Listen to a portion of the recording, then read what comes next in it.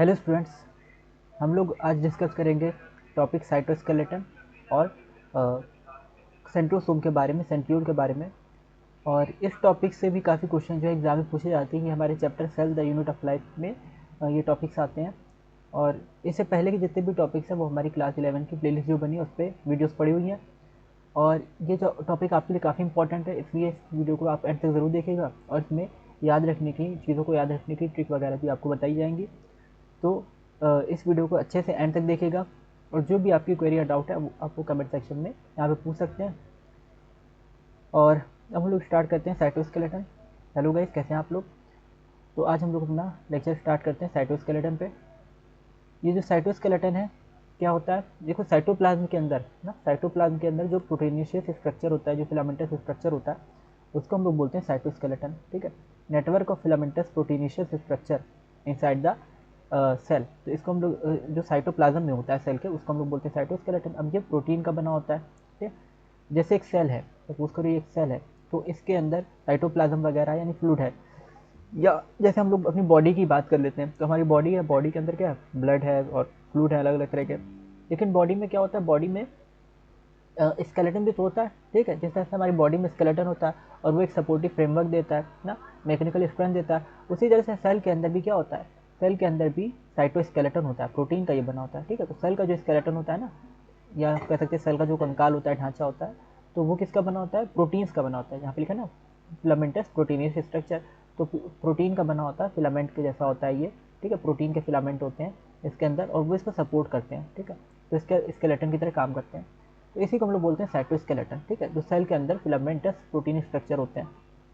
और ये माइक्रोट्यूब्यूल इसमें आता है, माइक्रोफिलामेंट आता है और इंटरमीडिएट फिलामेंट्स, ये सब इसमें एग्जाम्पल है साइटोस्केलेटन के। क्या क्या होते हैं, माइक्रोट्यूब्यूल्स, माइक्रोफिलामेंट्स और इंटरमीडिएट फिलामेंट्स। ठीक है, और इसको हम लोग साइटोस्केलेटन बोलते हैं सबको। ठीक है, तो साइटोस्केलेटन का ये टाइप है, माइक्रोट्यूब्यूल, माइक्रोफिलामेंट और इंटरमीडिएट फिलामेंट्स।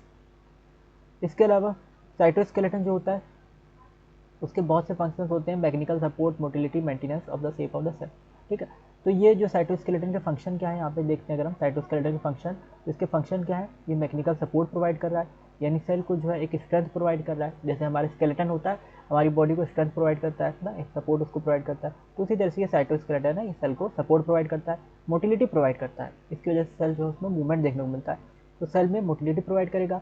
और maintenance of the shape of the cell, cell के शेप की मेंटेनेंस को भी ये मेंटेन करता है।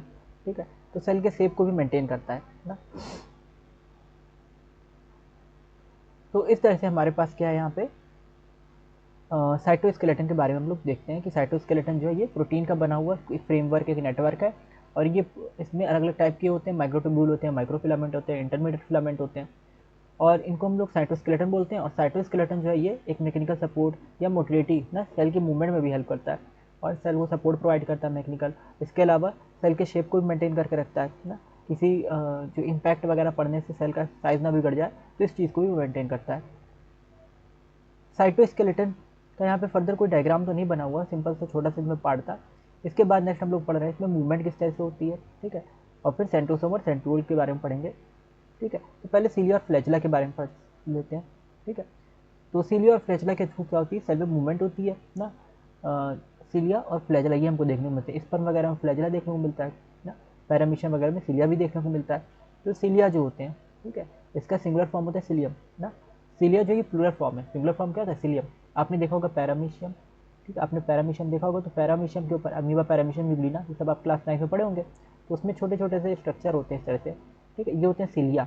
और ये क्या करते हैं, ये पैरामीशियम को मूवमेंट देते हैं ना। जैसे एक बोट होती है, नाव, ठीक है, तो बोट में चप्पू होता है, पतवार उसका जो होता है ना, सैडल जो होता है, तो वो जो उसका पतवार होता है, उसको जब वो पीछे करते हैं तो नाव आगे बढ़ती है। तो इसी तरह से ये क्या होता है, पैरामीशियम में भी सीलिया जब ऊपर की तरफ मूवमेंट करेंगे तो ये जो पैरामीशियम है वो नीचे की तरफ इस तरह से आगे बढ़ेगा। ठीक है, या अगर सीलिया जो है नीचे की तरफ मूवमेंट करेंगे तो पैरामीशियम आगे की तरफ, ऊपर की तरफ जाएगा। तो इस तरह से पैरामीशियम में मूवमेंट देखने को मिलती है उनकी सीलिया की वजह से। ठीक है, सीलिया के मूवमेंट के अपोजिट डायरेक्शन में पैरामीशियम की मूवमेंट देखने को मिलती है। तो एक जैसे ये लोकोमोशन में हम कर रहे हैं, मूवमेंट में हम कर रहे हैं। ठीक है, दूसरा फ्लैजला या फ्लैजलम जिसको बोलते हैं, ये होता है स्पर्म वगैरह में होता है, ये यूग्लिना में आपने देखा होगा, यूग्लिना में भी होता है फ्लैजला। ठीक है, तो ये फ्लैजला जो होता है, ये प्लाइक मूवमेंट इसमें होती है ना। तो ये जब फ्लैजिला ऊपर या नीचे मूव करता है तो ये आगे बढ़ता है यूग्लिना, ठीक है। तो फ्लैजिला जब ऊपर या नीचे बढ़ेगा, जैसे ये ऊपर की तरफ चला गया तो इस तरह का ये हो जाएगा, ठीक है। पहले नीचे था, अब ये ऊपर आ गया ना, तो जब ऊपर मूवमेंट की तो ये कहाँ बढ़ गया, नीचे की तरफ बढ़ गया ना। तो इस तरह से इसमें मूवमेंट देखने को मिलती है यूग्लिना में। तो यूग्लिना में जो मूवमेंट होती है वो फ्लैजिला के थ्रू होती है, और सिलिया पैरामीशियम में सिलिया के थ्रू मूवमेंट होती है। ये हेयर लाइक होते हैं स्ट्रक्चर, ठीक है। सिलिया जो होता है स्मॉल होता है ना, ओर्स के जैसा होता है, जैसे जो पतवार होती है उसमें चप्पू होते हैं ना नाव में, उनकी तरह होता है, ओर्स के जैसा। सेल्स और सराउंडिंग फ्लूइड्स, ठीक है। तो ये मूवमेंट करते हैं सेल में या उसके सराउंडिंग फ्लूइड के उसमें मूवमेंट करते हैं, तो इसकी वजह से क्या होता है, आगे बढ़ता है सेल। फ्लैजिला जो होते हैं ये लंबे होते हैं, ठीक है। सिलिया छोटे होते हैं, फ्लैजिला लंबे होती है, आपको याद रखना है। सिलिया जो कोई पैरामीशियम में सिलिया कितना छोटा छोटा बनाए थे, और यूग्लिना में यूग्लिना में जो है ये फ्लैजिला जो है काफ़ी लंबा देखने को मिल रहा है, ठीक है। तो फ्लैजिला जो होते हैं काफ़ी लंबे लंबे होते हैं, और इसकी वजह से क्या होती है, सेल की मूवमेंट होती है, यानी सेल आगे बढ़ती है ना। प्रोकैरियोटिक बैक्टीरिया जो होते हैं, यानी बैक्टीरिया तो प्रोकैरियोटिक होती हैं, तो बैक्टीरिया जो होते हैं ये इनमें फ्लैजिला देखने को मिलता है, ठीक है। और that of the eukaryotic flagella ना।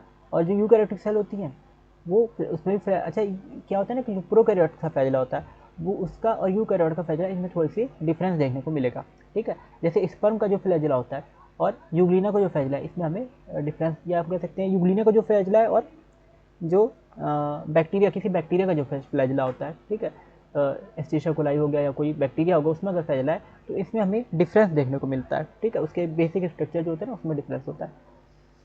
अब ये डिफरेंस क्या है, तो यहाँ पे एक बार देख लेते हैं। यहाँ पे जो फ्लैजिला बना हुआ है ये यूकैरियोटिक सेल का फ्लैजिला बना हुआ है, ठीक है। तो इसको बोलते हैं ये जो अरेंजमेंट है 2, ठीक है, 2 2 4 2 6 2 8 2 10, ये सब बने हुए हैं 1 2 3 4 5 6 7 8 9 ना, 9 ये बने हुए हैं। अगर ब्लू डार्क ब्लू कलर के आप देखें तो रिंग 1 2 यहाँ पे लिख देते हैं, ये 1 हो गया, ये 2 हो गया, ठीक है, ये 3 हो गया, ये 4 हो गया, ठीक है, ये 5 हो गया, ये 6 हो गया, और ये 7 हो गया, ये 8 हो गया, ठीक है, और ये 9 हो गया। तो 9 ये बना हुआ, और सेंटर में ये 2 और बने हुए हैं 1 और 2, ठीक है। तो 9 ये डबलेट है, और ये बीच में सेंट्रल इस तरह से है, ठीक है, सेंट्रल भी है। 9 पेरिफेरल डबलेट है और एक सेंट्रल डबलेट है ना, तो इसको 2 गिनते हैं। तो ये 9+2 अरेंजमेंट देखने को मिलती है, ठीक है। यूकैरियोटिक फ्लैजिला ही है ना। यूकैरियोटिक फ्लैजिला में क्या क्या होता है एक बार देख लेते हैं। देखो यूकैरियोट पहले तो ये फ्लैजिला की वजह से मूवमेंट करता है। अच्छा, ये रोप जैसा स्ट्रक्चर होता है फ्लैजिला जो होता है ना, इस तरह से सेल के ऊपर होता है। तो जब इसको हम बीच से कट करेंगे, तो इसको जब बीच से कट करेंगे तो ये कुछ इस तरह का दिखाई देगा। जब इसको ऊपर से देखेंगे ना, देखो यहाँ पे भी दिख रहा है, तो ये 9+2 अरेंजमेंट ये दिखती है इस तरह की, ठीक है। ये अंदर से जब फ्लैजिला को कट करते हैं हम लोग, जैसे हम लोग गाजर काटें उसको बीच से देखें या खीरा काटें उसको बीच से देखें ना, तो जैसा दिख रहा है उसी तरह से ये फ्लैजिला जो है उसको जब काटते हैं और ऐसे देखते हैं, किनारे से देखते हैं हम लोग, तो ये कुछ इस तरह का दिखेगा। इसमें 9 डबलेट दिखेंगे, ठीक है, और 2 ये बीच में सेंट्रल कपलेट दिखते हैं, ठीक है। तो 9+2 अरेंजमेंट कहा जाता है, 1 2 3 4 5 6 7 8 9 और 2। तो ये 9+2 अरेंजमेंट देखने को मिलती है। तो इसको हम लोग एक बार देख लेते हैं और क्या क्या था इसमें। इसके चारों एक प्लाज्मा मेम्ब्रेन है, ठीक है, फ्लैजिला के चारों प्लाज्मा मेम्ब्रेन हो गई, और इसके अंदर इसमें क्या है, पेरिफेरल माइक्रोट्यूब्यूल्स है जिसको हम लोग डबलेट्स बोल रहे हैं। तो ये पेरिफेरल माइक्रोट्यूब्यूल्स होते हैं जिनको हम लोग डबलेट बोलते हैं, किनारे किनारे। अंदर के साइड इंटर डबलेट ब्रिज होते हैं, ठीक है। यानी ये जो डबलेट होते हैं ये आपस में जुड़े होते हैं, ठीक है। ये डबलेट जो है दो है ना, हर एक पेयर में है एक एक जो है माइक्रोट्यूब्यूल। ये माइक्रोट्यूब्यूल से होते हैं बेसिकली, क्या माइक्रोट्यूब्यूल्स हैं जो पेयर्स में है ना। तो जो दो माइक्रोट्यूब्यूल के बीच में जो पेयर के बीच में जो लिंक होता है उसको बोलते हैं इंटर डबलेट ब्रिज, ठीक है। 2 माइक्रोट्यूब्यूल्स के पेयर्स के बीच में जो ब्रिज होगा, जो लिंक होगा, उसको बोलेंगे इंटर डबलेट ब्रिज।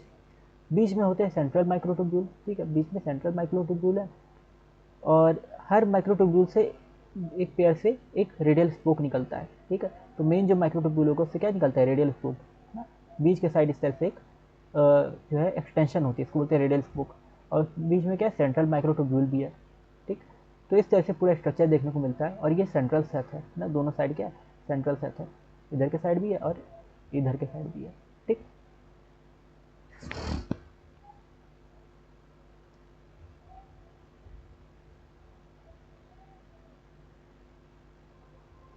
अब ये सिलिया और फ्लैजला जो होते हैं इनके ऊपर प्लाज्मा मेम्ब्रेन देखने को मिलती है। सिलिया और फ्लैजला के ऊपर प्लाज्मा मेम्ब्रेन होती है।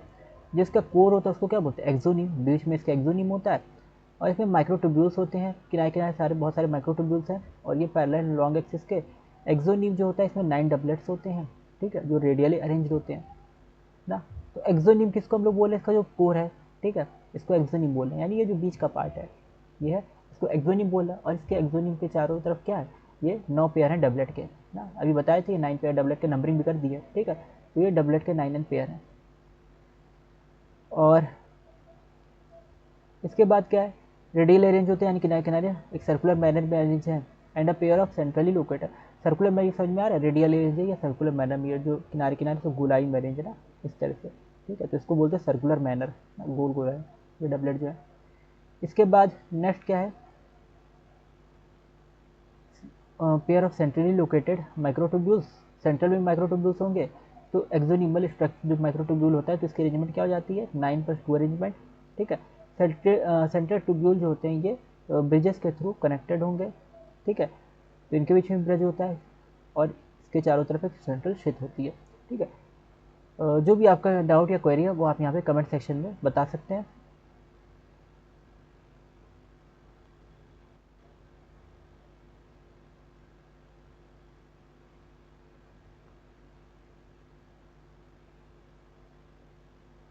और नेक्स्ट अब हम लोग यहाँ पे बात करते हैं, आई होप ये चीज़ें आपको समझ में आ रही होंगी। और अगर ये कॉन्सेप्ट क्लियर हो तो कमेंट में यस जरूर लिखिएगा।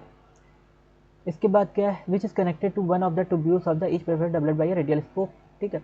तो रेडियल स्पोक जो होते हैं ना, ये जो होते हैं tubules of the each preferred doublet by radial spoke, ठीक है। यहाँ पे रेडियल स्पोक भी देखने को मिलता है ना, नीचे के साइड इस तरह से ये रेडियल स्पोक्स होते हैं, ठीक है।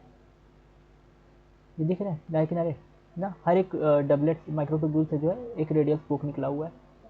तो सेंट्रल साइड से वो रेडियल स्पोक से कनेक्टेड होते हैं, ठीक है। ये कनेक्ट है, असल में यहाँ पे जुड़ा हुआ है ना। ये रेडियल स्पोक क्या है, देखो अगर देखोगे तो इसको ये जुड़ा हुआ है, ठीक है, सेंट्रल साइड से। तो ये माइक्रोट्यूब्यूल जो होता है ना, ये सेंट्रल साइड से रेडियल स्पोक के थ्रू जुड़ा हुआ होता है, ठीक है। जैसे एक झूले पे जो अलग अलग झूला एक होता है, गोल गोल वाला चक्री वाला जो झूला होता है गोल वाला, तो उसमें सारे झूले में जो अलग अलग पार्ट्स होते हैं वो सब उससे जुड़े होते हैं। हर एक डिब्बा जो होता है वो सेंटर से जुड़ा होता है डंडे से, ठीक है। तो उसी तरह से यहाँ पे अरेंजमेंट है। ये सारे अलग अलग जो गोल गोल सारे हिस्से हैं वो क्या है, ये जितने भी माइक्रोट्यूब्यूल्स हैं सब रेडियल स्पोक के थ्रू सेंट्रल सेट से जुड़े हुए हैं, ठीक। आई होप ये चीज़ समझ में आई होगी। और which is connected to one of the tubules of each peripheral doublet by radial spoke. ये कनेक्टेड होते हैं रेडियल स्पोक से, पेरिफेरल डबलेट से। और 9 रेडियल स्पोक्स यहाँ पे देखने को मिलते हैं, ठीक है, क्योंकि 9 क्या है, 9 पेयर डबलेट्स के हैं बाहर के साइड, पेरिफेरल डबलेट जो है 9 पेयर में, तो 9 रेडियल स्पोक भी होते हैं ना। एक पेरिफेरल डबलेट से एक रेडियल स्पोक निकलता है। इसके बाद पेरिफेरल डबलेट जो होते हैं ये इंटर कनेक्टर होते हैं लिंकर से। दो तरह का अच्छा डबलेट है, ध्यान देना, यानी दो तरह के माइक्रोट्यूब्यूल्स हैं। एक जो सेंटर में उनको बोलना सेंट्रल डबलेट, और एक जो किनारे किनारे है, मतलब 9 जो किनारे किनारे 9th है, ठीक है, 9 पेयर, तो उनको बोलना पेरिफेरल डबलेट। अब ये पेरिफेरल डबलेट जो है इनके बीच में लिंकर्स देखने को मिलते हैं, ठीक है। तो पेरिफेरल जो होते हैं इनके बीच में क्या होते हैं, लिंकर्स, जिनको हम लोग क्या बोल रहे हैं, इंटर डबलेट ब्रिज बोल रहे हैं, ठीक है। तो इंटर डबलेट ब्रिज देखने को मिलेगा जो पेरिफेरल डबलेट्स हैं, या इनको लिंकर्स भी बोलते हैं। सिलिया और फ्लैजला जो होता है ना, सेंट्रियोल लाइक स्ट्रक्चर जिसको लोग बेसल बॉडी बोलते हैं, तो इससे निकलता है। तो सिलिया और फ्लैजला जो होता है ये सेंट्रियोल से निकलता है, ठीक है, जिसको हम लोग बोलते हैं सेंट्रियोल के जैसे एक स्ट्रक्चर से निकलता है जिसको हम लोग बोलते हैं बेसल बॉडी, ठीक है। तो ये सिलिया और फ्लैजला जो होते हैं, ये तो हमने एनाटॉमी सिलिया फ्लैजला की देखी, ये निकलते कहाँ से, तो ये बेसल बॉडी से निकलते हैं, ठीक है। यानी जो वो होगा क्या कहते हैं, अमीबा होगा, यूग्लिना होगा या पैरामीशियम होगा, तो इसमें से जो सिलिया फ्लैजला निकलेंगे तो कहाँ से निकलेंगे, बेसल बॉडी से ना। इन पैरामीशियम में तो यहाँ पे बेसल बॉडी होगा, यहाँ से ये सिलिया निकलेंगे, हर इसके किनारे किनारे ना छोटा छोटा सा बेसल बॉडी होता है, यानी गोल गोल सा स्ट्रक्चर होता है ना, ठीक है, अंदर के साइड। उससे फिर ये जंक्शन यानी एक तरह का होगा, वहाँ से ये जो है क्या कहते हैं इसको, सिलिया निकलते हैं। इसके अलावा फ्लैजला जो यूग्लिना से फ्लैजला, तो यहाँ पे ऐसे गोल गोल सा स्ट्रक्चर होगा, ठीक है, यूग्लिना में, तो वहाँ से जो है ये फ्लैजला निकलते हैं, ठीक। आई होप इतना क्लियर हुआ होगा आपको। सिलिया और फ्लैजिला क्या क्या चीज़ें हैं। सिलिया हमने बताया, सिलिया और फ्लैजिला ये मूवमेंट में हेल्प करता है, ठीक है, लोकोमोशन में हेल्प करता है, बैक्टीरिया की, अमीबा, यूग्लिना, पैरामीशियम, इन सब की, या स्पर्म वगैरह की मूवमेंट में। अब जो प्रोटोजोआ होते हैं और जो क्या होते हैं, अच्छा, सिलिया की साइज़ छोटी होती है और फ्लैजिला की साइज़ बड़ी होती है, ये भी याद रखना है, सिलिया की लेंथ छोटी होती है और फ्लैजिला की बड़ी होती है। और इसके अलावा जो यूप्रोकैरियोट और यूकैरियोट होता है, दोनों में स्ट्रक्चर अलग अलग होता है, ठीक है। अच्छा, क्या डिफरेंस होता है ये आपको बताना है कमेंट करके कि भाई दोनों के स्ट्रक्चर में डिफरेंस क्या है। तो बैक्टीरिया के सिलिया और फ्लैजिला में, और यूकैरियोटिक जो ऑर्गेनेल है इनके, यूकैरियोटिक जो ऑर्गेनिज्म है, यूग्लिया, पैरामीशियम, इनके सिलिया, बैक्टीरिया वगैरह में इनके जो सिलिया या फ्लैजिला, तो उसमें क्या डिफरेंस है ना। दोनों के कमेंट करके आप लोग बताएंगे कि दोनों के सिलिया और फ्लैजिला में किस तरह का वो होता है, डिफरेंस होता है, उसके अरेंजमेंट में क्या फ़र्क पड़ता है। यहाँ पे हम लोग बात करें यूकैरियोटिक फ्लैजिला या सिलिया की, तो यूकैरियोटिक फ्लैजिला या सिलिया की जब बात करते हैं तो इसमें 9+2 अरेंजमेंट देखने को मिलती है, ठीक है। 9+2 अरेंजमेंट मतलब 9 पेयर डबलेट के किनारे किनारे होते हैं, ठीक है, स्काई ब्लू से बने हुए हैं गोल गोल से ना।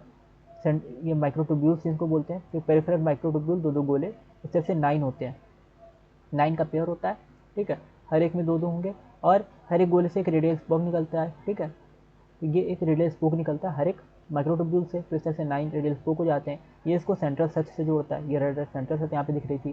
फिर इसके अंदर क्या होते हैं, माइक्रोट्यूब्यूल सेंटर में होते हैं, तो 2 माइक्रोट्यूब्यूल सेंटर में, वो भी आपस में लिंकर के थ्रू या इंटर डबलेट ब्रिज के थ्रू जुड़े होते हैं, ठीक है।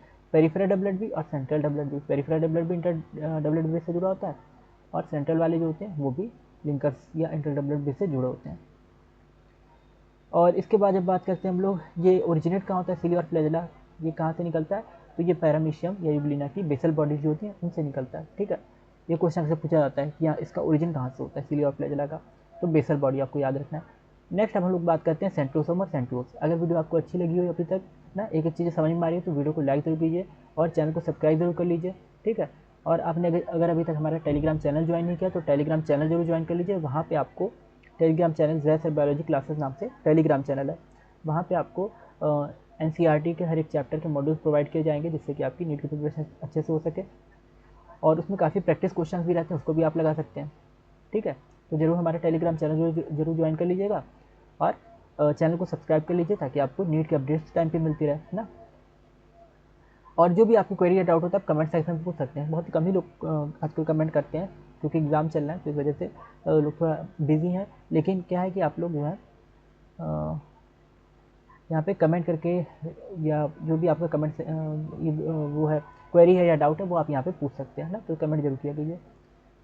और जो भी आपका सजेशन इसके रिगार्डिंग वो भी आप दे सकते हैं। तो सेंट्रोसोम और सेंट्रियोल की हम लोग बात करते हैं। सेंट्रोसोम क्या होता है, ये सेंट्रियोल क्या होता है। सेंट्रोसोम जो होता है ये सेल ऑर्गेनल है, और ये 2 सिलेंड्रिकल इसमें स्ट्रक्चर देखने को मिलते हैं, जिसको हम लोग बोलते हैं सेंट्रियोल्स, ठीक है। तो इसमें 2 सेंट्रियोल्स देखने को मिलेंगे। और क्या होता है, अमार्फस पेरीसेंट्रियोलर मटेरियल होता है, ठीक है। तो ये इसके चारों क्या होगा, पेरीसेंट्रियोलर मटेरियल, सेंट्रियोल के चारों मटेरियल होगा, अमार्फस मटेरियल होगा, ठीक है ना। यानी क्रिस्टल के जैसा नहीं होगा ना, इरेगुलर टाइप का मटेरियल होगा। Both the centriole in a centrosome like perpendicular to each other in which has an organization like the cartwheel. तो एक कार्टविल के जैसा स्ट्रक्चर इसका देखने को मिलता है, ठीक है। जैसे पहिया होता है ना, तो पहिए की तरह से इसका स्ट्रक्चर देखने को मिलता है, ठीक है, कार्टविल के जैसा। तो ये होते हैं सेंट्रियोल या सेंट्रोसोम, ठीक है। सेंट्रोसोम के अंदर ही सेंट्रियोल होते हैं ना, और एक सेंट्रोसोम में 2 सेंट्रियोल जनरली दिखते हैं, ठीक। और इस कार्टविल का स्ट्रक्चर होता है, they are made up of 9 evenly space peripheral fibrils of tubulin protein. इसमें 9 जो होती हैं पेरिफेरल फाइब्रिल होती है ट्यूबुलेंट प्रोटीन की, और हर एक पेरिफेरल फाइब्रिल जो होती है ट्रिपलेट होती है ना। जैसे अभी हमने डबलेट देखा था, इस तरह का स्ट्रक्चर देखा था, ठीक है, ये स्ट्रक्चर। तो इसी तरह का स्ट्रक्चर सेंट्रोसोम या सेंट्रियोल में भी देखने को मिलता है, बस वहाँ पे क्या होता है, डबलेट की जगह ट्रिपलेट हो जाती है, 3-3 हो जाते हैं, ठीक है। तो डबलेट की जगह क्या हो जाते हैं, 3-3 गोले यहाँ पे माइक्रोट्यूब्यूल के देखने को मिलेंगे, उसको बोलते हैं ट्रिपलेट, ठीक है। लगभग ऐसे ही स्ट्रक्चर देखने को मिलता है सेंट्रोसोम या सेंट्रियोल में। और each of the peripheral fibril is a triplet, adjacent triplets are also linked, ठीक है। जैसे यहाँ पे इंटरलिंक्ड ब्रिज था, तो इसमें भी क्या होते हैं, सेंट्रोसोम में या सेंट्रियोल में इंटर एडजेसेंट ट्रिपलेट के बीच में लिंक होते हैं ना। Central part of the proximal region of the centriole is also proteinaceous called the hub. Central part इसका हब होता है। अभी चाहे तो हम आपको डायग्राम इसका दिखाएंगे। सेंट्रल पार्ट जो होता है वो हब होता है, ठीक है, सेंट्रियोल का। और ये प्रोटीनिशियस होता है, नहीं, ये भी प्रोटीन का बना होता है। और पेरिफेरल पार्ट से ये कनेक्टेड होता है ट्यूब्यूल के थ्रू, रेडियल स्पोक्स वगैरह से, और ये भी प्रोटीन का बना है। The centrioles from the basal body और flagella spindle fibre that give rise to spindle apparatus during cell division in animals है। सेंट्रियोल जो होते हैं, ठीक है, ये क्या करते हैं, स्पिंडल फाइबर्स बनाते हैं, जिससे कि क्या होता है, ये सेल डिवीजन में जो है स्पिंडल अपरेटस बना लेते हैं, ठीक है। तो स्पिंडल फाइबर्स बनाएंगे और फिर सेल डिवीजन के टाइम पे सेल के डिवीजन में हेल्प होती है। जैसे ये सेल है, इसमें इस तरह से सेंट्रियोल है, 2 सेंट्रियोल इस तरह से, अब ये क्या बना लेते हैं, स्पिंडल रेज बना लेते हैं, ठीक है। स्पिंडल फाइबर्स जिसको बोलते हैं ये बना लेंगे, और ये जो स्पिंडल फाइबर बन जाएगा तो फिर ये सेल डिवाइड होंगे, ठीक है, ऐसे धागे धागे जैसे बना लेते हैं। फिर ये बीच से डिवाइड हो जाएगी सेल, 2 सेल 2 जगह डिवाइड हो जाएगी, ठीक, मतलब एक सेल जो थी वो बीच से डिवाइड हुई और ये 2 पार्ट में डिवाइड हो जाती है, 2 अलग अलग सेल बन जाती हैं, ठीक है। तो इस तरह से स्ट्रक्चर होता है ना, ठीक है, ये आपको याद रखना है, ठीक है। इस तरह से सेल का डिवीजन हुआ, इसमें बनाने में प्रॉब्लम हो जाती है, ये सेल का डिवीजन में हेल्प करते हैं, ठीक है। ये आपको याद रखना है कि सेंट्रोसोम या सेंट्रियोल जो होते हैं सेल के डिवीजन में हेल्प करते हैं। इसका स्ट्रक्चर लगभग जो है पूरा आपका फ्लैजिला सिलिया के जैसा देखने को मिलता है, बस इसके सेंटर में जो प्रोटीन होते हैं उसको हम लोग हब बोलते हैं, और रेडियल स्पोक्स के थ्रू ये प्रोटीन कनेक्टेड होते हैं, ठीक है, पेरिफेरल ट्रिपलेट से।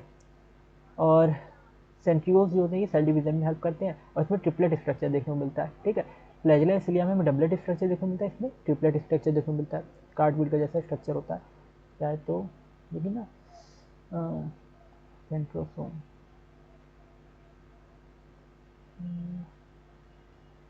नेक्स्ट अभी हम लोग पढ़ते हैं न्यूक्लियस के बारे में, ठीक है। आई होप इतना क्लियर आपको हुआ होगा, अगर इतना कॉन्सेप्ट क्लियर हो तो कमेंट में यस जरूर लिखेगा, और जब भी आप लोग वीडियो देखा कीजिए तो यस लिख के प्रेजेंट ही जरूर लगा दिए कीजिए अपनी अपनी। अभी हम लोग बात कर रहे हैं न्यूक्लियस की, ठीक है, कि न्यूक्लियस क्या होता है और इसका स्ट्रक्चर किस तरह से होता है। तो न्यूक्लियस, अच्छा न्यूक्लियस की डिस्कवरी किसने की, यहाँ पे कहीं नाम तो नहीं लिखा है, लिख लिया नाम, चलो न्यूक्लियस का नाम लिखा हुआ है, नहीं तो क्वेश्चन आपसे पूछते हैं। तो न्यूक्लियस की डिस्कवरी किसने की ना, रॉबर्ट ब्राउन ने की थी। आप लोग कमेंट करके जो बताएंगे सेंट्रोसोम की डिस्कवरी किसने की थी, ठीक है। तो ये चीज़ आप लोग कमेंट करके जरूर बताइएगा कि सेंट्रोसोम की डिस्कवरी किसने की थी ना। अभी हम लोग न्यूक्लियस की बात करें, न्यूक्लियस जो है, ठीक है, ये सबसे पहले डिस्क्राइब किया था रॉबर्ट ब्राउन ने, ठीक है। तो आपको याद रखना है न्यूक्लियस की डिस्कवरी सबसे पहले किसने की थी, रॉबर्ट ब्राउन ने की थी, ठीक, 1831 में। और ये मटेरियल जो होता है न्यूक्लियस का, ठीक है, तो ये जो न्यूक्लियस इसको हम लोग डाई करते हैं, बेसिक डाइस का यूज़ करते हैं इसमें, ठीक, बेसिक डाइस का यूज़ किया जाता है न्यूक्लियस को क्या करने के लिए, क्योंकि न्यूक्लियस पे जो है ना माइनस का चार्ज होता है डीएनए की वजह से, तो इसको बेसिक डाई से हम लोग डाई करते हैं, और इसमें हमें थ्रेड के जैसा स्ट्रक्चर देखने को मिलता है, तो हम लोग बोलते हैं क्रोमेटिन। अच्छा, सबसे पहले न्यूक्लियस होता है क्या, जैसे हमारी पूरी बॉडी में, ठीक है, ब्रेन जो होता है ये बॉडी की सारी एक्टिविटी को संभालता है, कुछ भी चीज़ हम लोग ब्रेन में सोचते हैं तो बॉडी के डिफरेंट ऑर्गन उस तरह की एक्टिविटी परफॉर्म करते हैं। अगर हम लोग हाथ हिलाना चाहें तो पहले हम लोग ब्रेन में सोचेंगे तब हमारा हाथ मूव करेगा। ये कोई भी काम हम करना चाहते हैं तो पहले हम माइंड में उसके बारे में सोचते हैं, ब्रेन में सोचते हैं उसके बारे में, फिर हम वो काम करते हैं, ठीक। तो इसी तरह से, तो एक तरह से कंट्रोलिंग सेंटर ही हो जाता है ब्रेन जो है, उसी तरह से न्यूक्लियस जो होता है वो पूरी बॉडी का कंट्रोल सेंटर होता है, ठीक है। तो पूरी बॉडी को कंट्रोल करता है, मतलब पूरे सेल का कंट्रोल सेंटर होता है न्यूक्लियस ना, सेल के अंदर न्यूक्लियस जो होता है वो पूरे सेल को कंट्रोल करता है। इस तरह का न्यूक्लियस माइक्रोस्कोप में दिखता है, ठीक है। तो उसके अंदर थ्रेड के जैसे स्ट्रक्चर दिखते हैं ना, इसके अंदर क्या दिखते हैं, थ्रेड के। अब सेल के अंदर जो भी एक्टिविटी होगी, सेल के अंदर रेस्पिरेशन होगा, डाइजेशन होगा, ठीक है, या प्रोटीन फॉर्मेशन, जो भी चीज़ें होंगी, तो उसमें न्यूक्लियस से पहले वो चीज़ें डिसाइड होंगी, वो एक्टिविटीज़ डिसाइड होंगी, फिर बाद में वो चीज़ सेल के अंदर वो एक्टिविटी होगी। तो न्यूक्लियस जो होता है कंट्रोल सेंटर होता है, और न्यूक्लियस जो है इस तरह का स्ट्रक्चर देखने को मिलता है, और इसकी डिस्कवरी किसने की थी, रॉबर्ट ब्राउन ने। अब ये जो स्ट्रक्चर इसको हम लोग देख लेते हैं, देखो जैसे सेल बनाते हैं तो सेल के बीच में प्लांट सेल में थोड़ा क्या होता है, प्लांट सेल में ये किनारे के साइड होता है, ठीक है।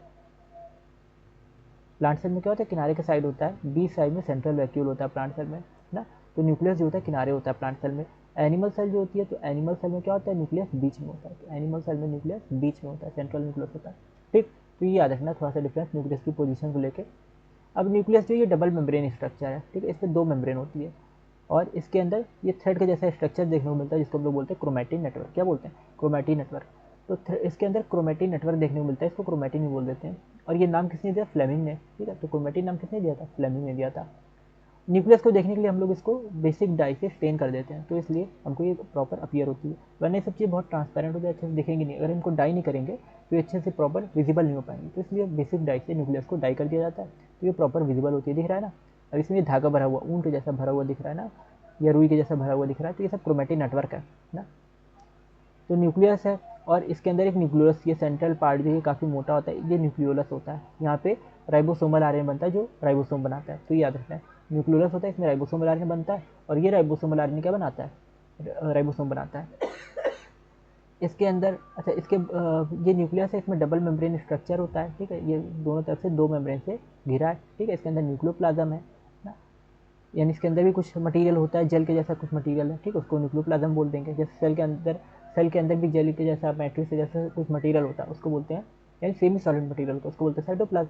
न्यूक्लियस के अंदर अपना एक अलग ना जेल के जैसा सब्सटेंस या मैट्रिक्स के जैसा सब्सटेंस होता है, इसको बोलते हैं न्यूक्लियोप्लाज्म। और ये न्यूक्लियस के ऊपर छोटे छोटे पोर्स होते हैं, इसको बोलते हैं न्यूक्लियोपोर। तो न्यूक्लियस के ऊपर छोटे छोटे पोर होते हैं, न्यूक्लियोपोर बोलते हैं। और न्यूक्लियर मेम्ब्रेन वगैरह भी देखने को मिलती है, ठीक है। तो ये सारी चीज़ देखने को मिलती है। ये हो गया स्ट्रक्चर ऑफ न्यूक्लियस, न्यूक्लियस का स्ट्रक्चर हो गया। अब इसके बाद क्या है, interphase nucleus, nucleus of a cell when it is not dividing. तो इंटरफेस न्यूक्लियस होता है जब सेल डिवाइड नहीं करती। ये सब चीज़ सेल डिवीजन से थोड़ा सा रिलेटेड है, इसलिए यहाँ पे सेल डिवीजन की बात हो जाती है। तो सेल डिवीजन जब होता है तो न्यूक्लियस भी डिवीजन होता है ना, न्यूक्लियस का भी डिवीजन होगा। तो इंटरफेस न्यूक्लियस जो होता है, इसमें सेल डिवाइड नहीं करती ना, तो ये क्या होता है, हाईली एक्सटेंडेड और इलेबोरेट प्रोटीन देखने को मिलता है यहाँ पे, न्यूक्लियो प्रोटीन, जिसको क्या कहते हैं, क्रोमेटिन। तो यहाँ पे हमें क्रोमेटिन देखने को मिलता है। जब सेल डिवाइड नहीं कर रही होती उस टाइम पे हमें इसमें क्रोमेटिन देखने को मिलता है, और जब सेल डिवाइड करेगी तो वो क्रोमेटिन कंडेंस होता जाएगा और क्रोमोसोम बना देगा, ठीक है। तो फिर उस टाइम पे क्रोमोसोम देखने को मिलेंगे। तो अभी हमें क्रोमेटिन देखने को मिल रहा है, यानी ये सेल अभी डिवाइड नहीं करे, इंटरफेस स्टेज में है, ठीक है। तो क्रोमेटिन जो होता है ये नॉर्मल थ्रेड की तरह पूरे सेल न्यूक्लियस के अंदर भरा होता है, ठीक है, धागे के जैसा पूरे न्यूक्लियस में भरा होगा क्रोमेटिन।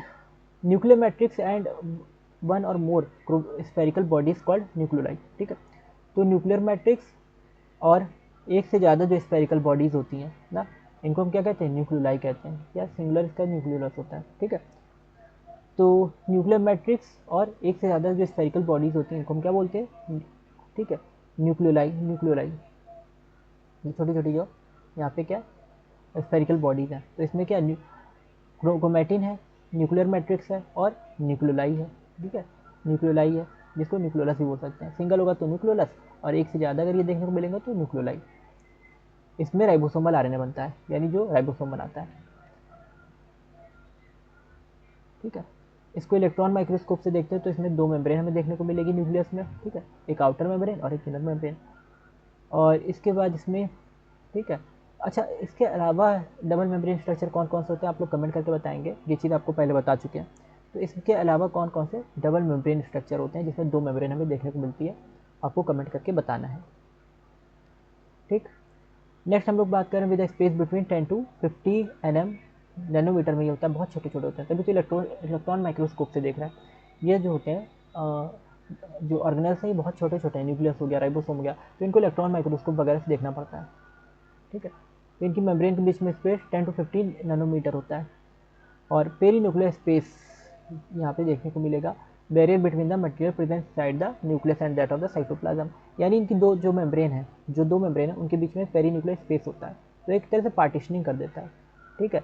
जैसे इसके चारों दो मेम्ब्रेन है तो इसके बीच में एक स्पेस हो गया, ये स्पेस जो होता है ये बाहर के साइटोप्लाज्म और अंदर के न्यूक्लियोप्लाज्म सब को अलग अलग कर देता है, एक बॉर्डर का काम करता है, ठीक है, एक बॉर्डर का काम करता है ये। तो इसके दो मेम्ब्रेन है और इसके बीच में पेरिन्यूक्लियर स्पेस है, तो कोई भी मटेरियल फिर आसानी से इधर उधर जा नहीं सकता। सेल से साइटोप्लाज्म से न्यूक्लियस में और न्यूक्लियस से साइटोप्लाज्म में किसी मटेरियल का आसानी से एक्सचेंज नहीं हो सकता, ठीक है, बहुत रेगुलेटेड वे में एक्सचेंज होता है। तो यहाँ पे ऐसा क्यों होता है, क्योंकि यहाँ पे पेरिन्यूक्लियर स्पेस होता है, यानी दोनों आउटर और इनर मेम्ब्रेन के बीच में स्पेस होता है, तो ये बैरियर बना देती है, ठीक है, ताकि जिससे कि मटेरियल्स जो है वो इनसाइड द न्यूक्लियस या साइटोप्लाज्म में एक्सचेंज उसका आसानी से ना हो ना। The outer membrane usually remains continuous with the endoplasmic reticulum and also bears ribosome on it. अब जो आउटर मेम्ब्रेन होती है बाहर की मेम्ब्रेन, उससे राइबोसोम जुड़ा होता है, एंडोप्लाज्मिक रेटिकुलम, और इससे राइबोसोम जुड़ा होता है। ऊपर आपको दिखाते हैं, इसका डायग्राम ऊपर बना हुआ था, ठीक है, किसी का डाउट तो नहीं है। अब से आपकी डेली जो है क्लास होगी, ठीक है, इवनिंग टाइम में 8 o'clock के आसपास 11th क्लास का आपको चैप्टर पढ़ाए जाएंगे, और 10th पी 11 8 PM के पास, यानी 8 PM रात में ना, इवनिंग नाइट टाइम में 8 PM पे 11th क्लास का चैप्टर, और 10th PM के आसपास जो है हम लोग 12th क्लास का चैप्टर पढ़ेंगे, ठीक है। तो 11th और 12th क्लास का चैप्टर हम लोग कब पढ़ेंगे? 11th का 8 PM के आसपास, यानी नाइट में 8 PM के टाइम पे, और 9 या 10 PM पे हम लोग फिर 12th क्लास का चैप्टर पढ़ेंगे। तो इसलिए आप लोग कंटिन्यूसली यहाँ पे बने रहिए, और इसमें आपका नीट का पूरे हर एक चैप्टर कवर कराए जाएंगे, और आप अगर इतना भी पढ़ लेंगे तो आपका ये सफिशिएंट रहेगा, जिससे कि आप नीट में एग्ज़ाम देते हैं ना। तो नीट में एग्ज़ाम देने के लिए आपके लिए इतने लेक्चर सफिशिएंट रहेंगे, जो भी यहाँ पे आपको पढ़ाई जा रही चीज़ें, क्योंकि नीट में बायोलॉजी में NCERT से ऊपर कुछ नहीं पूछता, ठीक है। NCERT ज़्यादातर चीज़ें NCERT से रहती हैं, तो बस आपको NCERT कवर करनी है, और ज़्यादातर क्वेश्चन आपको यहीं से मिल जाएंगे। NCERT के एक एक लाइन से क्वेश्चन बनते हैं नीट में। तो ये जो लेक्चर है आपके लिए बहुत इंपॉर्टेंट है, यहाँ पर हम एक एक लाइन आपको एक्सप्लेन कर रहे हैं NCERT की। इसको अच्छे से देखिए और दोबारा रिप्ले करके देख लिया कीजिए। एक बार जब ये लेक्चर हो जाया करे तो उसको रिप्ले करके भी देखा कीजिए, ताकि आपको अच्छे से चैप्टर समझ में आ जाए, एक एक चीज़ समझ में आ जाए, और आप अच्छे से एग्ज़ाम में अटैम्प्ट कर पाएँ ना। तो यहाँ पे देखिए क्या है कि न्यूक्लियस है ये ना, ये न्यूक्लियस है, और न्यूक्लियस से क्या है, न्यूक्लियस की जो आउटर मेम्ब्रेन है, न्यूक्लियस की जो आउटर मेम्ब्रेन है, इससे क्या जुड़ा हुआ है? एंडोप्लाज्मिक रेटिकुलम जुड़ा हुआ है। यही तो बात वहाँ पे थोड़ी बताएगी कि न्यूक्लियस होता है ना, ये न्यूक्लियस लिखा हुआ था, न्यूक्लियस, यहाँ पे न्यूक्लियस है ब्राउन ब्राउन, इसकी तरफ ये चारों तरफ इसकी वॉल है न्यूक्लियस की, ठीक है, न्यूक्लियर मेम्ब्रेन है ना। तो न्यूक्लियर मेम्ब्रेन जो आउटर मेम्ब्रेन होती है, इससे फिर एंडोप्लाज्मिक रेटिकुलम जुड़ा होता है। ये बाहर वाली मेम्ब्रेन से क्या जुड़ा हुआ है? एंडोप्लाज्मिक रेटिकुलम, और इस पर राइबोसोम भी है, ठीक है। तो एंडोप्लाज्मिक रेटिकुलम पे राइबोसोम होते हैं, और न्यूक्लियस के आउटर मेम्ब्रेन पे भी, इसलिए राइबोसोम, देखो यहाँ पे दिख रहा है ना राइबोसोम, गोल गोल पीले पीले मटर के दाने के जैसे दिख रहे हैं ना, पी सीड के जैसे दिख रहे हैं। तो इस तरह से ये यहाँ पे बीन्स के जैसे ये दिखते हैं, ठीक है, राइबोसोम्स आउटर मेम्ब्रेन पे इसके न्यूक्लियस की। अभी कितना क्लियर हुआ होगा? अगर ये चीज़ क्लियर हो तो कमेंट में यस जरूर लिखेगा, और वीडियो को लाइक ज़रूर कर दीजिए। आप लोग वीडियो देखते हैं लेकिन वीडियो को लाइक करना भूल जाते हैं, तो वीडियो को लाइक ज़रूर कीजिएगा। तो यहाँ पे क्या है, आउटर मेम्ब्रेन पे राइबोसोम्स है, ठीक है, और आउटर मेम्ब्रेन से एंडोप्लाज्मिक रेटिकुलम जुड़ी हुई है। नेक्स्ट आगे हम लोग देखते हैं क्या है।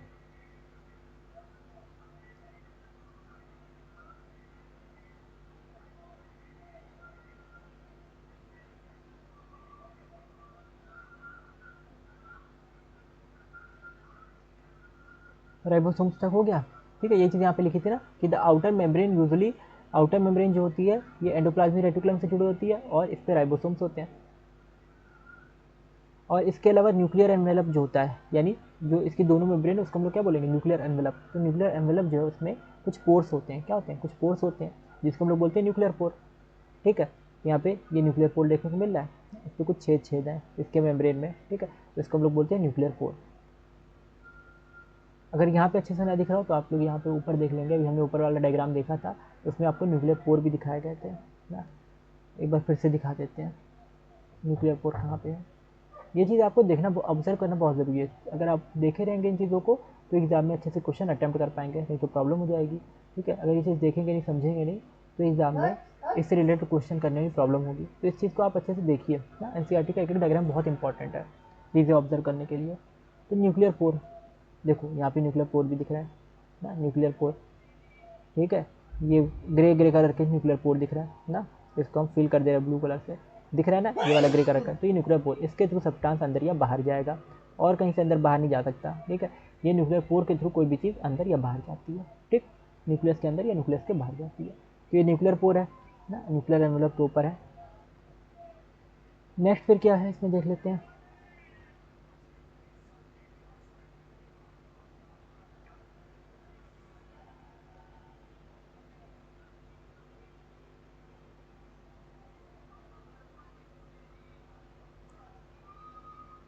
रीजन ऑफ टू मेम्ब्रेन, ठीक है, और the nuclear pores are the passages through which movement of RNA। तो ये न्यूक्लियर पोर्स के थ्रू RNA और प्रोटीन जो होते हैं ये मूव करते हैं, ठीक है, क्योंकि न्यूक्लियस के अंदर RNA का फॉर्मेशन होता है। RNA बनते का है न्यूक्लियस के अंदर बनता है, ट्रांसक्रिप्शन जब होता है तो DNA से RNA बनता है, तो वो RNA निकल के कहाँ पे जाता है? साइटोप्लाज्म में, न्यूक्लियर पोर के थ्रू साइटोप्लाज्म में चला जाता है, ठीक है। तो इसके अंदर RNA बनेगा, और ये RNA जो है ना सिंगल स्ट्रैंड होता है, तो ये न्यूक्लियर पोर के थ्रू क्या जाएगा, बाहर आ जाएगा, ठीक है, ये आरएनए बाहर आ जाएगा ना। या प्रोटीन कोई बन रहा है डीएनए के अंदर, या बाहर साइटोप्लाज्म में कोई प्रोटीन बन रहा है तो इसमें अंदर आ जाएगा।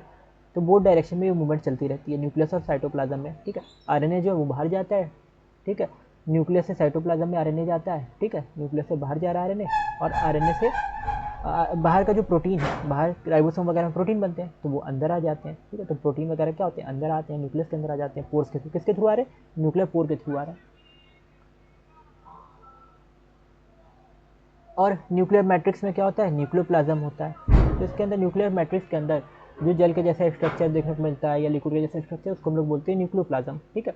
तो न्यूक्लियस के अंदर जो मैट्रिक्स होता है उसको न्यूक्लियोप्लाज्म बोलते हैं। और इसमें न्यूक्लियोलस होता है और क्रोमेटिन होता है, ठीक है, इतनी चीज़ें होती हैं। अच्छा 1 मिनट बस यार, चेक कर लें इसको। हाँ, फिर यहाँ पे क्रोमोसोम का स्ट्रक्चर दिया हुआ है, ठीक। तो इसके बाद ये आपका चैप्टर एंड होने वाला है ना, ये चैप्टर बहुत कम ही बचा हुआ है। तो न्यूक्लियोप्लाज्म है और इसके अंदर न्यूक्लियोलस और क्रोमेटिन ना। अब न्यूक्लियोलाई, ये सब चीज़ अभी आपको बताए हैं ना, कहाँ पे क्या क्या चीज़ है। न्यूक्लियोलाई स्फेरिकल स्ट्रक्चर है, ठीक है, और ये न्यूक्लियोप्लाज्म में प्रेजेंट होता है ना। तो गोल गोल न्यूक्लियोलाई अभी आपको डायग्राम में दिखाया था, ये सारी चीज़ फिर से एक बार दिखा देते हैं। ये न्यूक्लियस है, इसके अंदर न्यूक्लियोप्लाज्म, ये जेल के जैसा, इसके अंदर मटीरियल भरा हुआ है, ठीक है, लिक्विड के जैसा, तो न्यूक्लियोप्लाज्म हो गया। और फिर इसके अंदर ये डेंस सा कुछ सेंटर में इसका पार्ट है, तो वो हो गया न्यूक्लियोलस हो गया। तो ये सारे स्ट्रक्चर यहाँ पे देखने को मिल रहा है। और सबसे बाहर न्यूक्लियर मेम्ब्रेन है, ठीक। और इसमें क्रोमेटिन थ्रेड के जैसा क्रोमेटिन नेटवर्क भरा हुआ है, ठीक है। और न्यूक्लियोलस जो होता है ये क्या होता है, इस पर continuous with the rest of the nucleoplasm, not a membrane bound, इस पर कोई मेम्ब्रेन नहीं होती। तो ये भी याद रखना है, न्यूक्लियोलस अलग से कोई सेल ऑर्गेनेल नहीं है। न्यूक्लियोलस के ऊपर कोई मेम्ब्रेन बाउंड स्ट्रक्चर नहीं होता, कोई मेम्ब्रेन नहीं होती न्यूक्लियोलस के ऊपर, ठीक है। तो न्यूक्लियोलस के ऊपर कोई मेम्ब्रेन नहीं होती है, ये आपको याद रखना है, ठीक है। It is side for active, यहाँ पे राइबोसोमल आरएनए बनता है, ठीक है। ये देखो यहाँ पे लिखा हुआ है ना, यहाँ पे क्या बनता है, राइबोसोमल आरएनए बनता है। लार्जर और मोर न्यूमरल न्यूक्लियोलाई प्रेजेंट होते हैं सेल्स में, एक्टिवली कैरिंग करते हैं प्रोटीन सिंथेसिस को। यहाँ पे प्रोटीन सिंथेसिस से होता है, ठीक है। बहुत बड़े बड़े और बहुत सारे न्यूक्लियोलाई जो होते हैं ये सेल में होते हैं, ठीक है। बड़े बड़े और बहुत सारे न्यूक्लियोलाई सेल में होते हैं, इससे क्या होता है, प्रोटीन बनता है, प्रोटीन सिंथेसिस होता है। तो न्यूक्लियोलाई एक भी हो सकते हैं, बहुत सारे भी हो सकते हैं ना, उनसे प्रोटीन जो होती है ये हेल्प करते हैं प्रोटीन सिंथेसिस में ना। प्रोटीन बनेगा नहीं, राइबोसोमल आरएनए बनेगा, ये जब बाहर जाएगा उससे राइबोसोम बनेगा, फिर उससे फिर प्रोटीन। तो इस तरह से प्रोटीन बनने में एक तरह से हेल्प कर रहे हैं। इसके बाद फिर हम लोग यहाँ पे देखते हैं क्रोमेटिन वगैरह का स्ट्रक्चर किस तरह से होता है ना। तो इंटरफेज में जो न्यूक्लियस है तो इसमें क्या होता है, क्रोमेटिन होते हैं ना। क्रोमेटिन ये क्या होते हैं, लूज होते हैं, ठीक है, लूज होते हैं, थ्रेड के जैसे स्ट्रक्चर होते हैं ना। और indistinct network of nucleoprotein fibres, ठीक है, न्यूक्लियोप्रोटीन होते हैं ये। मतलब इसमें क्या होता है कि न्यूक्लिक एसिड भी होते हैं और प्रोटीन्स भी होते हैं ना। तो इस तरह के स्ट्रक्चर होते हैं क्रोमेटिन जो होते हैं। इसमें न्यूक्लिक एसिड, आरएनए वगैरह होगा ना, डीएनए होगा, इसके अलावा प्रोटीन्स भी होते हैं इसमें ना, हिस्टोन प्रोटीन वगैरह होते हैं, इसलिए न्यूक्लियो प्रोटीन बोलते हैं, याद रहेगा। न्यूक्लियो प्रोटीन क्यों बोलते हैं, क्योंकि क्रोमेटिन में क्या होता है, न्यूक्लिक एसिड भी होता है और प्रोटीन भी होता है, इसलिए उसको न्यूक्लियो प्रोटीन बोलते हैं। न्यूक्लिक एसिड मतलब DNA RNA, DNA RNA nucleic acid है। अब जब क्या होता है, सेल डिवीज़न होता है, तो सेल डिवीज़न में क्रोमेटिन कंडेंस हो जाता है, धागा धागा कंडेंस हो जाता है। जिस तरह नहीं जो मंझा वगैरह होता है, मांझा होता है, जिससे पतंग उड़ाई जाती है, तो मांझे वगैरह को क्या करते हैं, लपेट के ना एक वो बना लेते हैं, ठीक है, उसको लपेट के हाथ में उस, या हम लोग कह सकते हैं कि जो थ्रेड होता है तो उसको, उससे भी हम लोग धागा जो होता है ना उसको इकट्ठा करके एक जगह पे, तो उसको ऐसे क्वाइल कर देते हैं ना, क्वाइल बना लेते हैं धागे की। तो उसी तरह का कुछ स्ट्रक्चर होता है क्रोमोसोम ना। धागे जो है वो लिपट लिपट के, क्रोमेटिन जो है, क्रोमेटिन नेटवर्क के जैसे होते हैं, धागों के जैसे होते हैं, और ये आपस में लिपट लिपट के इस तरह से क्वाइल बना लेते हैं, ठीक है। तो ये पहले क्रोमेटिन इस तरह से न्यूक्लियस में पड़ा होता है, धागे के जैसे ये पड़ा होता है, ठीक है, ऐसे रैंडम कहीं भी, ठीक है। ये क्या होता है, फिर ये आपस में लिपटना चालू करता है और ये कुछ इस तरह से ना, इस तरह से लिपट लिपट के ये क्या बना लेगा, पूरा क्रोमेटिन इस तरह का स्ट्रक्चर बना लेता है, ठीक है। हिस्टोन प्रोटीन के जैसे ये ना कंडेंस हो जाते हैं, इसको बोलते हैं कंडेंसेशन। तो कंडेंस होती है, कंडेंस होकर ये इस तरह का देखो एक्स की जैसा स्ट्रक्चर बना रहे हैं, एक्स या वाई के जैसा या आई के जैसा स्ट्रक्चर बना लेते हैं। तो इसको हम लोग बोलते हैं क्रोमोसोम। क्या बोलते हैं, क्रोमोसोम। तो क्रोमोसोम कैसे बनता है, क्रोमेटिन के कंडेंसेशन से बनता है। क्रोमेटिन थ्रेड का जैसा स्ट्रक्चर था, वो जब कंडेंस हुआ तो क्रोमोसोम बना लिया। क्रोमोसोम जो होता है ये क्वाइल के जैसा स्ट्रक्चर होता है ना, क्वाइल क्वाइल लंबी लंबी जो क्वाइल होती हैं उस तरह का कुछ स्ट्रक्चर होता है। नेक्स्ट हम लोग इसके बारे में देखते हैं तो क्रोमोसोम के अलग अलग पार्ट एक बार देख लेते हैं। क्रोमोसोम में कुछ लिम्ब्स होते हैं ना, ऊपर 2 लिम्ब है ये, ठीक, और नीचे के साइड 2 लिम्ब है ये, 2 साइड आपको दिख रहे होंगे। और ये 2 यानी जैसे एक्स नहीं होता है, एक्स होता है इस तरह से, तो उसी में 2 ऊपर के साइड लिम्ब और 2 नीचे के साइड लिम्ब, और बीच में होते हैं काइनेटोकोर, ठीक है, ये काइनेटोकोर है। इन सब का रोल होता है अपना अपना। काइनेटोकोर जो होते हैं इसको स्पिंडल अपरेटस वगैरह से यानी सेंट्रोसोम से जोड़ने का काम करते हैं, क्योंकि जब डिवीजन होगा तो सेंट्रोसोम जो होगा इसको खींचेगा, सेंट्रोल जो होगा इसको खींचेगा, ठीक है, थ्रेड से, तो तब सेल डिवीजन होता है ना। तो ये काइनेटोकोर भी यहाँ पे देखने को मिल रहा है बीच में। अच्छा, क्रोमोसोम समझ में आ गया, क्रोमेटिन का कंडेंसेशन से बनता है, ठीक है, न्यूक्लियस के अंदर, और जब सेल डिवीजन होगी उस टाइम पे हमें क्रोमोसोम दिखाई देगा, यानी सेल डिवीजन के टाइम पे क्रोमेटिन कंडेंस होकर क्रोमोसोम बना देते हैं। यहाँ पे क्या होता है, क्रोमेटिन में डीएनए होता है और कुछ बेसिक प्रोटीन्स होते हैं जिसको बोलते हैं हिस्टोन। तो क्रोमेटिन में क्या होता है, डीएनए होता है और हिस्टोन, तभी तो हम लोग इसको न्यूक्लियोप्रोटीन बोल रहे थे, डीएनए है और बेसिक प्रोटीन हिस्टोन है। हिस्टोन जो होते हैं इसकी क्वाइलिंग में हेल्प करते हैं, अगर हिस्टोन ना हो तो थ्रेड बहुत लंबा हो जाए ना। देखो, इसके बारे में हम बता दें कि क्रोमेटिन जो होता है या डीएनए हम लोग जनरली बोलते हैं, तो डीएनए जो होता है ना हमारे अंदर, वो बहुत ज़्यादा लंबा होता है, एक एक सेल में 2-2 मीटर का डीएनए होता है, और हमारे अंदर कितनी सारी सेल्स हैं, मिलियन ऑफ सेल्स हैं, ठीक है, तो हर सेल में 2-2 मीटर का डीएनए यानी बहुत एक लंबा स्ट्रक्चर बन जाएगा। तो इतना ज़्यादा लंबा ये स्ट्रक्चर बन जाएगा कि ये क्या होगा कि अगर हम लोग डीएनए को खींचें या हर एक सेल से डीएनए निकाल लें, उसको खींचते चले जाए, तो वो सन से उसको अगर खींचना चालू करें तो सन तक जाएगा और सन से वापस भी आ जाएगा, इतना लंबा डीएनए हो जाएगा।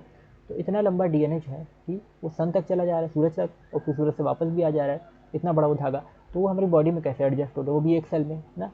तो इसके लिए इसका आंसर क्या है कि इसमें हिस्टोन प्रोटीन होते हैं, वो इसको क्वाइलिंग करते हैं ना। तो जो डीएनए होता है बहुत लंबा होता है, डीएनए क्या होता है, बहुत लंबा होता है ना। डीएनए का आपने स्ट्रक्चर देखोगे इस तरह का हेलिकल स्ट्रक्चर देखने को मिलता है, और ये बहुत लंबा होता है, लेकिन ये क्वाइल कैसे होता है, इसकी क्वाइलिंग जो होती है हिस्टोन प्रोटीन की वजह से। जैसे हम लोग क्या लंबी सी रस्सी होती है तो उसको क्वाइल कर लेते हैं ना, किसी एक कागज़ के दफ्ती के उस पर, ठीक है, या जो होती है लटाई वगैरह होती है ना, उस पर भी लपेट लेते हैं धागे को, ठीक है। तो कोई भी ऐसी चीज़ होती है क्वाइल जिसमें हम लोग धागे को लपेट लेते हैं, तो धागा बहुत कम जगह में आ जाता है, ऐसे धागे को फैला दो तो बहुत दूर में फैल जाएगा, उसको रील वगैरह पे लपेट लो तो एकदम छोटी सी जगह में वो एडजस्ट हो जाता है, ठीक है। तो उसी तरह से हिस्टोन प्रोटीन होती हैं, वो उसी रील का काम करती हैं, उसी क्वाइल का काम करती हैं। तो जब धागे को लपेटते आते हैं तो उस पर जो है बहुत कम जगह में वो बहुत बड़ा डीएनए एडजस्ट हो जाता है। तो ये हिस्टोन प्रोटीन्स होती हैं, ये बेसिक होता है इनका nature. Non histone protein and also RNA, ठीक है, कुछ नॉन हिस्टोन प्रोटीन भी यहाँ पे देखने को मिलेंगी क्रोमेटिन में, और आरएनए भी होता है, ठीक है। तो हमने देखा क्रोमेटिन में क्या है, डीएनए है और हिस्टोन प्रोटीन है और कुछ नॉन हिस्टोन प्रोटीन और आरएनए भी हो सकता है। एक सिंगल ह्यूमन सेल में 2 मीटर लंबा डीएनए होता है, ये बताया था। एक हमारी जो सेल होती है उसमें 2 मीटर लंबा डीएनए होता है, और हमारे क्या है 46 क्रोमोजोम, ठीक है, 23 पेयर्स क्रोमोजोम्स वगैरह है ना। तो इस तरह से बहुत लंबा डीएनए हो जाएगा अगर हम लोग डीएनए को करेंगे तो। Every chromosome visible only in dividing cells essentially has a primary constriction और द सेंट्रोमियर है। अब क्रोमोसोम पे क्या होता है, क्रोमोसोम को अगर हम देखें तो इसमें बीच में सेंट्रोमियर होता है, ठीक है, और इस पे साइड साइड पे डिस्क के जैसे स्ट्रक्चर होते हैं जिसको बोलते हैं काइनेटोकोर्स, ठीक है। तो इसके बीच में क्या होता है, सेंट्रोमियर, यानी आप देख रहे हैं एक्स एक्स जैसा स्ट्रक्चर, ये आई के जैसा बन रहा है ना। तो बीच में क्या पतला हो जा रहा है, बीच में इसमें डिप्रेशन हो जा रहा है, पतला हो जा रहा है ये स्ट्रक्चर ना। तो बीच में से जब पतला हो जा रहा है तो इसी को हम लोग क्या बोलते हैं, सेंट्रोमियर बोलते हैं, ठीक है। जहाँ से ये स्ट्रक्चर पतला हो जाए मतलब वहाँ पे क्या क्रोमेटिन कम है ना। तो ये बीच वाला जो स्ट्रक्चर है जहाँ से ये क्या हो गया, ये कम हो गया क्रोमेटिन, तो उसको हम लोग बोलेंगे सेंट्रोमियर। और किनारे किनारे पे ज़्यादा क्रोमेटिन होता है, ज़्यादा कंडेंस हुआ क्रोमेटिन, ठीक है। तो सेंटर वाले हिस्से को, बीच वाले हिस्से को यहाँ पे क्या होता है, या एक्स जैसे बना है तो एक्स में यहाँ पे बीच के साइड ये क्या हो गया धसा, इसमें डिप्रेशन देखने को मिल रहा है, तो ये डिप्रेशन वाला जो पार्ट होता है इसको बोलते हैं सेंट्रोमियर, ठीक। इसके साइड साइड पे काइनेटोकोर होते हैं, काइनेटोकोर अटैच होते हैं, डिस्क के जैसे होते हैं काइनेटोकोर। और सेंट्रोमियर में 2 क्रोमेटिड्स होते हैं, ठीक है, ऑफ अ क्रोमोसोम ना, एक क्रोमोसोम के 2 क्रोमेटिड्स यहाँ पे देखने को मिलेंगे, ठीक है। यानी जैसे ये तो एक्स टाइप का क्रोमोसोम है, ये डिवीजन के टाइम पे जैसे ये है इस तरह से बना, ठीक है। तो ये सेंट्रोमियर है, ऊपर एक लिम्ब है, इसके नीचे एक लिम्ब, तो ये 2 क्रोमेटिड इस तरह से हो जाते हैं ना। इसमें एक सेंट्रोमियर है, इसमें 2 क्रोमेटिड, एक ऊपर साइड एक नीचे साइड होगा क्रोमेटिड, या एक ये क्रोमेटिड और एक ये क्रोमेटिड, ठीक है।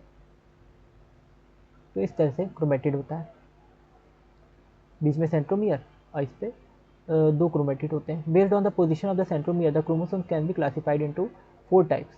तो इसको अब 4 टाइप में हम लोग क्लासीफाई करते हैं क्रोमोसोम को।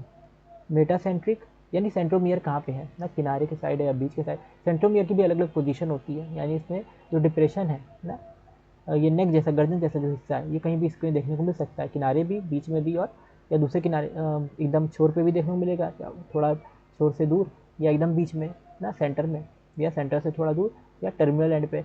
तो इस तरह से देखने को मिलता है। तो इसमें अलग अलग तरह के क्रोमोसोम होते हैं। यहाँ पे देख सकते हैं हम लोग अलग अलग तरह के क्रोमोसोम दिख रहे हैं। ठीक, ये स्ट्रक्चर आपको दिखाई दे रहा होगा। और जो भी आपकी क्वेरी या डाउट आप यहाँ पे कमेंट करके पूछ सकते हैं। और वीडियो अच्छी लगी तो वीडियो को लाइक जरूर कीजिएगा और चैनल को सब्सक्राइब जरूर कीजिएगा। और यहाँ पे हम लोग देख रहे हैं कि सेंट्रोमियर किस तरह से इसकी जो है क्रोमोसोम है ना, तो ये कितने टाइप का क्रोमोसोम है ना। तो सबसे पहले ये क्रोमोसोम हुआ, ठीक है, इसमें क्या एकदम सेंटर में सेंट्रोमियर, ठीक है, एकदम बीच में, तो इसको बोलते हैं मेटासेंट्रिक। क्या बोलते हैं? मेटासेंट्रिक। मेटासेंट्रिक जो होता है इसमें क्रोमोसोम एकदम बीचों बीच होता है, ये एक्स के जैसा दिखता है। कैसा दिखता है? एक्स के जैसा दिखता है। ठीक, इसके बाद दूसरा क्या है, इसमें क्या है, सेंट्रोमियर थोड़ा सा दूर होता है, थोड़ा सा ऊपर के साइड होता है ना। तो ये सेंट्रोमियर ये थोड़ा सा क्या है, सेंटर से थोड़ा सा दूर है। ठीक है, देखो इसमें सेंट्रोमियर बीच में है और किनारे किनारे जो है क्या है, इसके आर्म्स हैं। ठीक है, इसमें दोनों आर्म्स इक्वल है। इसमें क्या हो गया कि जब थोड़ा सा किनारे हो गया सेंट्रोमियर, तो एक आर्म छोटा हो गया और एक आर्म बड़ा हो गया। ये थोड़ा सा ऊपर खिसक गया सेंट्रोमियर इसमें, तो इस वजह से क्या हुआ है कि ऊपर वाला आर्म छोटा हो गया, नीचे वाला बड़ा हो गया। तो ये शॉर्ट आर्म और लॉन्ग आर्म इसमें देखने को मिलेंगे। फिर ये सेंट्रोमियर एक और है, इसमें क्या है कि थोड़ा और ज़्यादा किनारे खिसक गया है ना, तो इसमें और आर्म छोटे हो गए, एक तरफ आर्म ज़्यादा छोटे हो गए और एक तरफ लंबे लंबे, बहुत ज़्यादा लंबे हो गए। तो ये सेंट्रोमियर और ना, ये था ये क्या था, मेटासेंट्रिक, ये सब मेटासेंट्रिक। ठीक है, और ये एक्रोसेंट्रिक है, यानी थोड़ा सा टर्मिनल के पास है। और ये एकदम छोर पे पहुंच गए, कुछ ऐसा बना देते हैं इसको ना। इसमें सिर्फ 2 ही आर्म रह जाते हैं इस तरह का, ऊपर के साइड सेंट्रोमियर हो जाता है ना? तो ये सेंट्रोमियर एकदम किनारे पे आ गया।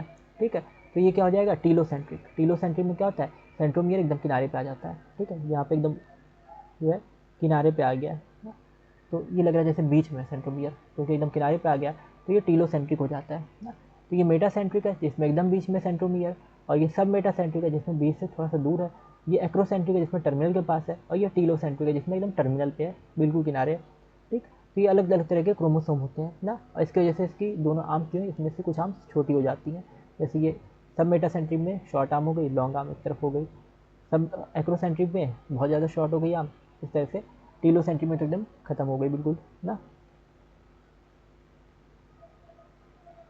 तो ये इसके जो होते हैं मेटासेंट्रिक, सब मेटासेंट्रिक, एक्रोसेंट्रिक, अलग अलग में स्ट्रक्चर देखने को मिलते हैं ना।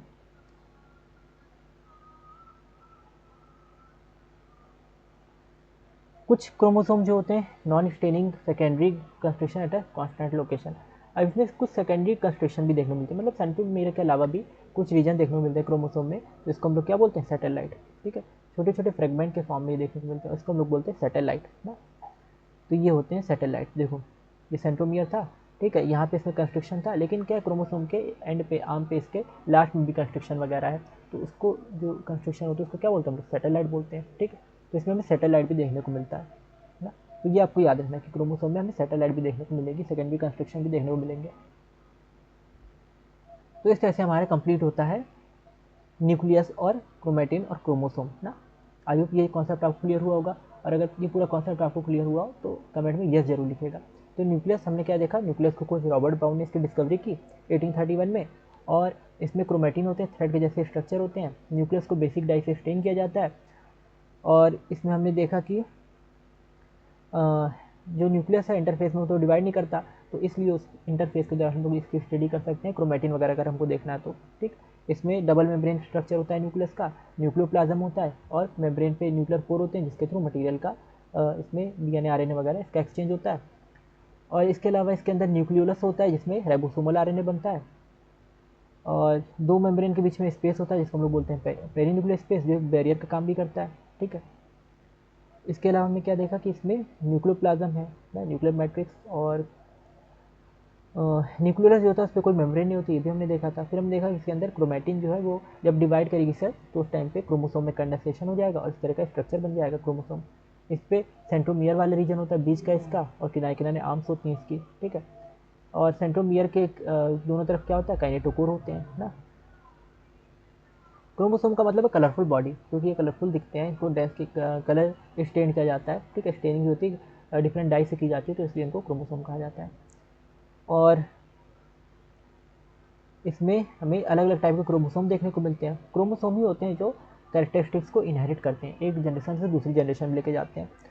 और इसमें क्या होता है, डीएनए होता है, क्रोमोसोम के अंदर डीएनए होता है, ठीक है। डीएनए के कंडेंसेशन से हिस्टोन प्रोटीन के साथ डीएनए मिलकर क्रोमोसोम का फॉर्मेशन करता है, क्रोमेटिन नेटवर्क बनाता है और फिर इससे कंडेंस होकर क्रोमोसोम बनते हैं। तो इसमें न्यूक्लियोप्रोटीन्स होते हैं, यानी न्यूक्लिक एसिड होता है, और प्रोटीन्स यानी हिस्टोन प्रोटीन होते हैं। हिस्टोन प्रोटीन कॉइलिंग में काम करता है, क्योंकि डीएनए बहुत बड़ा होता है, तो उसकी कॉइलिंग करनी पड़ती है, उसको कम जगह में एडजस्ट करना पड़ता है। फिर हमने देखा अलग अलग तरह के क्रोमोसोम होते हैं, कौन कौन से होते हैं, मेटासेंट्रिक, सब मेटासेंट्रिक, एक्रोसेंट्रिक और टीलोसेंट्रिक, ठीक है। काइनेटोकोर जो होता है वो अटैचमेंट में काम करता है, ठीक है। जो सेंट्रियोल होते हैं उससे अटैचमेंट में हेल्प करता है स्पिंडल लेयर्स के थ्रू, ताकि डिवीजन में इसका जो है सेल डिवीजन में ये चीज़ आप लोग पढ़ेंगे, ठीक। तो इस तरह से इसका रोल होता है। दूसरा सेकेंडरी कॉन्स्ट्रक्शन इसमें होते हैं, जिनको हम सैटेलाइट बोलते हैं। सैटेलाइट जो होते हैं वो एजिंग से रिलेटेड होते हैं, ठीक है, सैटेलाइट जो होते हैं वो एजिंग से रिलेटेड होते हैं। इसके बाद माइक्रो बॉडीज़ ना, कुछ माइक्रो बॉडीज़ भी होती हैं साइटोप्लाज्म में, जिसमें एंजाइम्स वगैरह देखने को मिलते हैं ना। छोटे छोटे माइन्यूट वेसिकल्स होते हैं माइक्रो बॉडी, इसमें एंजाइम्स वगैरह होते हैं। प्लांट और एनिमल सेल्स में माइक्रो बॉडीज़ देखने को मिलेंगी। इस तरह से हमारा ये चैप्टर कंप्लीट होता है। आई होप ये चैप्टर आपको अच्छे से समझ में आया होगा, और ये चैप्टर आपके लिए बहुत ही इंपॉर्टेंट है, क्योंकि इसमें से काफ़ी question, cell the unit of life में से काफ़ी क्वेश्चन आपसे एग्जाम में पूछे जाते हैं यूनिट के। तो इसलिए ये चैप्टर आप लोग फिर से एक बार रिप्ले करके देखिएगा, और हमारी क्लास 12 बायोलॉजी की प्लेलिस्ट पे, क्लास 11 बायोलॉजी प्लेलिस्ट पे जो सारे लेक्चर्स पढ़े हुए हैं इससे रिलेटेड, ठीक है। तो शुरू से हमने इस चैप्टर के लेक्चर्स डाले हुए हैं, ठीक है। Prokaryotic cell, eukaryotic cell, cell theory, cell और इस सेल ऑर्गेनल के बारे में, माइटोकॉन्ड्रिया, ठीक है, plastid, endoplasmic reticulum, Golgi apparatus, centrosome, हर चीज़ उसमें अवेलेबल है लेक्चर्स में, उसको आप अच्छे से गो थ्रू कीजिएगा। प्लाज्मा मेम्ब्रेन का स्ट्रक्चर वगैरह भी दिया हुआ है ना, तो आपके अगर एकेडमिक एग्जाम्स है तो उसमें भी काफ़ी हेल्प मिलेगी, क्योंकि प्लाज्मा मेम्ब्रेन का स्ट्रक्चर वगैरह एकेडमिक एग्जाम में आता है। और इसके अलावा माइटोकॉन्ड्रिया वगैरह भी आता है ना फाइनल पेपर में। और अगर आप नीट की तैयारी करो तो उसमें से भी काफ़ी क्वेश्चन जो है सेल में से पूछे जाते हैं हर साल। तो इसलिए इस चैप्टर को आप अच्छे से गो थ्रू कीजिएगा, और चैनल को अभी तक आपने अगर सब्सक्राइब नहीं किया, चैनल को सब्सक्राइब जरूर कर लीजिए, और वीडियो अच्छी लगे तो वीडियो को लाइक जरूर कीजिएगा। और जो भी आपकी क्वेरी या डाउट है वो आप हमसे व्हाट्सएप, टेलीग्राम चैनल, जहाँ पर भी आपकी कन्वीनियंस हो, ईजी हो आपको, वहाँ पर आप पूछ सकते हैं। थैंक यू फॉर वॉचिंग, मिलते हैं अगली वीडियो में।